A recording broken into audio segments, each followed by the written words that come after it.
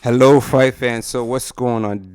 Dana White just came out with some big fight news yesterday. Some necessary fights, and we're gonna talk to all of them. What I think is gonna happen, my early predictions, but the significance on the divisions that they're happening. Obviously, we have Sean O'Malley versus Song Yadong. That's a huge fight. I've been pushing for Song to get a title fight for a long time. He's in the top five. He's fighting a guy in Sean O'Malley who's a previous champion. I do think that Song presents interesting problems that nobody else can in the division can present to Marab. I think he'd be a dangerous fight for Marab.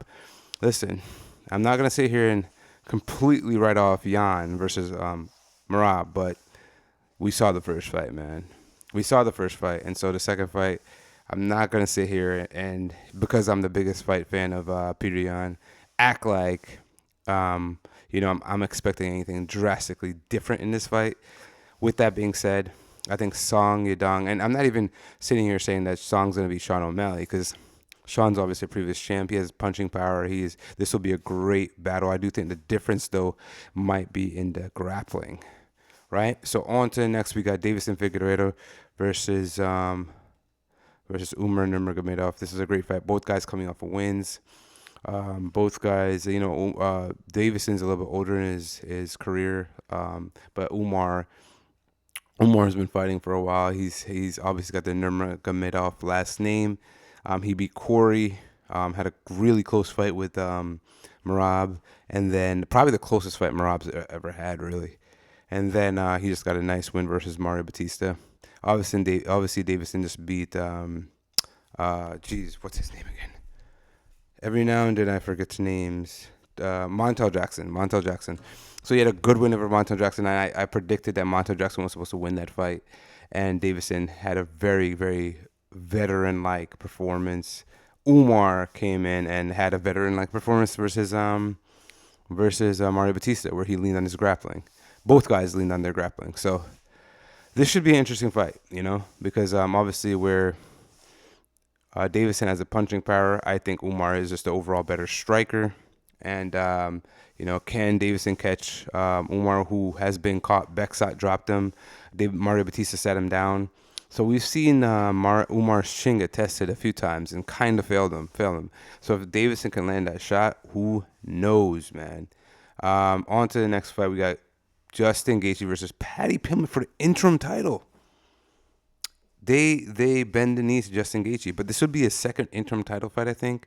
And then the winner would fight Ilia Topuria next year, is what Dana White is saying. Which means, does that put Armin in the back seat, or is Armin next, and then the winner of this fight fights whoever wins versus Armin versus Illia? This is a very interesting fight right here. Very interesting fight. Two guys that lean heavily on leg kicks. We know Paddy Pimblett in his last fight versus Michael Chandler chopped Michael Chandler's legs down badly. We saw what he did to Bobby Green before he strangled him out cold with those leg kicks. Gaethje in his whole career, has been a leg kicking machine. So this should be an interesting fight right here, man. The thing is, if Paddy's able to get the fight to the ground, I don't know where Gaethje survives. Right? This is an early prediction. This is just briefly going over these fights, but this is just one of those fights where if Paddy gets the fight to the ground, I don't know how Gaethje survives, man. Then we got Illia, right? So Illia put out a tweet on X, and he says, "I won't be fighting in the first quarter of next year. I'm going through a difficult moment in my life, in my personal life. I want to focus on my children and resolve the situation as soon as possible. I don't want to hold up the division. The UFC will make the matchups needed, and as soon as the matter is resolved, I'll let the UFC know, and I'm ready for my big return." So Ilya is obviously going through some stuff, and then we got Alexander Volkanovski versus Diego Lopes too, which is a complete joke. I don't understand how you make this fight, to be honest. I really don't. With everything that's going on in the division right now, you got guys like Mavzar, right? You got guys like what's his name? That just what is his name? Every now and then I forget the names. Lauren Murphy, who just got a spinning back elbow KO, right? These guys are winning in dramatic fashion. These guys are putting guys away, and you give the fight to Diego Lopes. It's interesting, man. I know he had a good performance versus John Silva, a very, very dominant performance versus John Silva, but I don't know that he just fought Volk. Volk actually beat him for the title. So the fact that Volk has to fight him twice in a row is kind of crazy. If Volk gets this win, his legacy is going to be so. I mean, he's already top five, but this is gonna like stamp him in history. So let's talk about the Song Yadong versus Sean O'Malley fight first. Um, Look, listen. I think Song Yadong presents interesting challenge to Marab, where he is young, he's athletic, he has brick wall takedown defense, and I do think that the way you beat Marab, if you beat him, the alien that is Marab, you have to be able to stuff all his takedowns, and you have to be able to put him away. Like you have to be able to hurt him.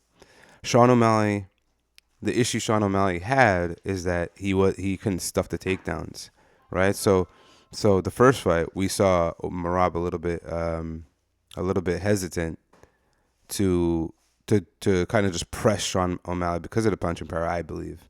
Second fight, Marab had no respect for Sean whatsoever. He was actually cracking Sean a lot more than Sean was cracking him, and he ended up strangling Sean. So I just don't know that O'Malley has the takedown defense needed to beat Song either, because Song can grapple, right? Maybe not as good as Marab, and maybe that would be all it takes for Sean O'Malley to kind of stay on the feet. But I don't know, man. Sean was able to. We've seen Sean get taken down easily by guys like Peter Yan, by Marab. These guys have taken him down in the past. So while Song might not be able to like take him down and control him as easily, the threat of the takedown will always be there. And a guy with like Song Yadong that has the punching power that he has can cause serious problems for Sean O'Malley. And I don't like that in this fight. So my early prediction will be Song Yadong to get the victory here. On to the next, we got Deiveson Figueiredo versus Umar. So like I said, both of these guys just won their previous fights. We know Umar had a very close fight with Marab. My thing with Umar in this fight is that we've seen Umar get Beksat dropped him, right? Mar Batista sat him down. Um, you know, if he's getting cracked by those guys, I think Deiveson Figueiredo has more punching power, and I do think that that can cause an issue here. Like I think Umar, man, while he is like the closest thing as far as like he's gotten the closest to beating Marab, I don't know that he's light years ahead of the division like Marab is though, because Marab has that freakish ability to spam takedowns over and over and over.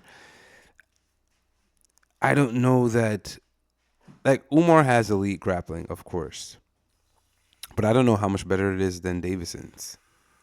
You know what I mean? Like I think this fight is going to play out on the feet a lot. I do think it's going to come down because I don't know that with Davison's jiu-jitsu ability, I don't know that that's where Umar will want to fight. You know what I'm saying? I'm not saying that he can't take the fight there and control Deiveson on the ground. I'm not saying that. I'm just saying that I think Deiveson can neutralize him a bit, and we'll see a lot of this fight take out on the feet. And all it takes for Deiveson is one shot.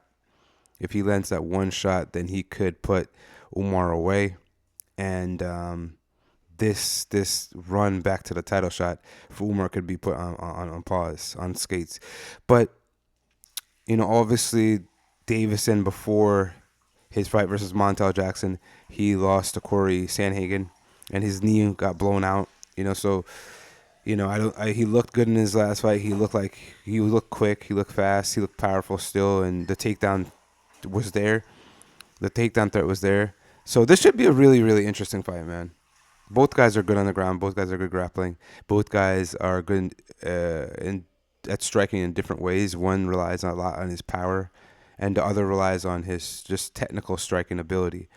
So this should be an easy, a very, very interesting fight. I am going to lean Umar early, though, because I do think that Umar's technically just a better striker. And if he could stay safe, I think he should edge out a decision here. But it's if he could stay safe. You know what I mean? I definitely could see Deiveson knocking him out. But my early prediction, I'm gonna go ahead and I'm gonna say, I do think that Umar will edge out the victory here. Now, I wanted to go back to the Sean fight versus Song Yadong. I do think the winner of this fight, if it's Song should definitely get a title shot, regardless of who. Because both of these guys have fought, like O'Malley's fought both Peter Yan and Song.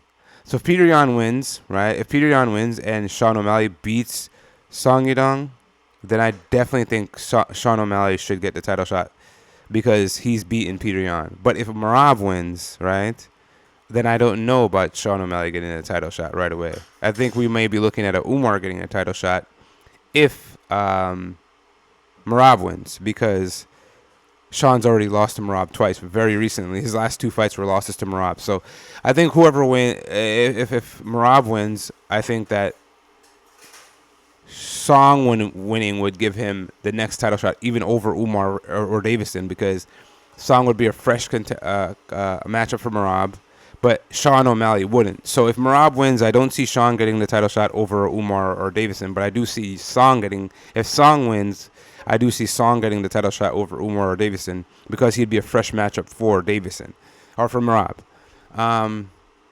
So I think that's what we're seeing here.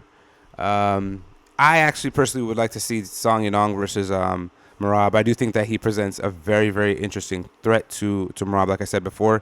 And that's kind of where I'm leaning. I'm leaning Song to win, and I'm leaning Umar to win the second fight. But I do think with Song winning, we'll see Song Yadong versus Merab next. And that is, unfortunately, me picking Merab to beat Peter Yan. Peter Yan's my favorite fighter, but I'm not going to let bias get into this. I do think that with Merab being as dominant as he was in the first fight, I just don't know how, what Song's or Yan's going to do to kind of turn it around that much. You know what I mean? And I want Peter Yan to win. I do think that Peter Yan is the second best fighter in the division. I think he beats anybody else but Merab, but I can't sit here in good faith and say that he's going to beat Merab in the next fight. I just can't. On to the next, we got Justin Gaethje versus Paddy Pimblett. Both these guys in their careers have leaned on leg kicks. We saw what what Paddy Pimblett did to Bobby Green. Chewed up his legs and then strangled him out cold. Strangled him. Literally left him lifeless there. You know what I mean? We saw what Paddy Pimblett did to Michael Chandler, but he did that by chopping his legs down. He chopped those legs down. He has a really hard leg kicks. And I do think that this is for the interim title, by the way. This is crazy. They bend the knee to Justin Gaethje, which I think this is his second interim title fight in his career.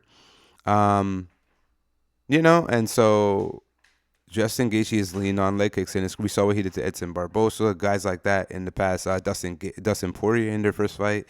He relies on those leg kicks, not as much lately in his career. The Tony Ferguson fight's another one that comes to mind. He relies on those leg kicks. So this is going to be an interesting fight. Both guys that in their careers have really leaned on that leg kick game to get them to where they are. I don't know, man. I just think that I'm gonna have to lean Paddy in this one because Gaethje's just. I don't know that he's in his prime anymore. You know what I mean? We saw Dustin Poirier just leave the game, and listen, Gaethje looked very good versus Fiziev. He looked very good in the second Fiziev fight. Put him away, or dropped him in that fight with that uppercut. My issue is I don't know what happens if the fight goes to the ground. I don't think that Gaethje has any submission defense. So defense versus jiu-jitsu on the ground. I think he'll struggle there, and I think that we're gonna see Paddy Pimblett become the next interim title champ for the lightweight division. And I think that is gonna set up a fight for him versus Illia, which will be one of the biggest fights as far as fan attraction is concerned. That is gonna be a massive fight. And speaking of Illia, we'll jump right over to his tweet here. right? Where he says, I won't be fighting in the first quarter of next year. I'm going through a difficult moment in my personal life. I want to focus on my children and resolve the situation as soon as possible. I don't want to hold up the division. The UFC will make the matchups needed, and as soon as the matter is resolved, I'll let the UFC know, and I'll be ready for my big return. So, obviously, this is what this is. I do think that if Ilya were not taking his time, he would probably be fighting Pimblett for the title.